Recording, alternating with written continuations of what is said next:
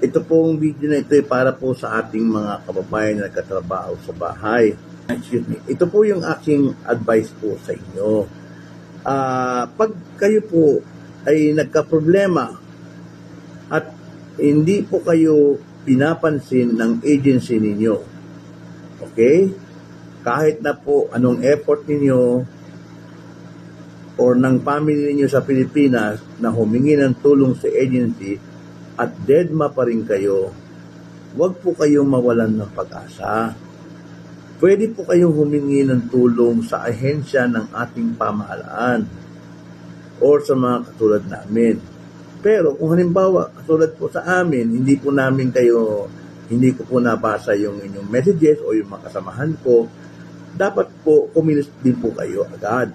Huwag po ninyong hintayin na mabasa. Kasi sa dami po na nagme-message sa akin, baka hindi po agad mabasa yung message nyo.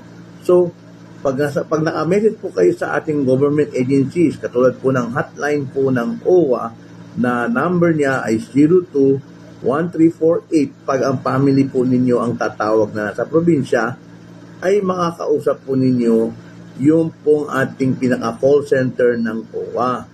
Kung saan doon nyo po sasabihin lahat po ng problema ninyo. Okay, ninyo, ang family po ninyo ang magsusumbong para po agad nila matawagan ang inyong mga agency sa Pilipinas para pwersahin sila na ayusin ang inyong mga problema. Empower po ninyo ang sarili ninyo. Hindi po porket ayaw kayong pansinin ng agency ninyo ay sasabihin na lang ninyo na hindi naman kami pinapansin ng agency namin eh. Huwag po ganoon. Tandaan po ninyo, obligasyon po kayo ng inyong agency simula po sa unang kontrata na pagdating ninyo hanggang sa makauwi po kayo sa ating bayan.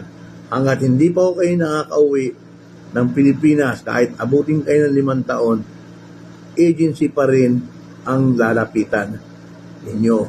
Pero pag ang agency ninyo ay hindi kayo pinapansin, marami pong paraan katulad po ng pagtawag sa hotline ng OWA na 1348 kung nasa Manila or 02-1348 pag nasa probinsya, ang family po ninyo ang tatawag.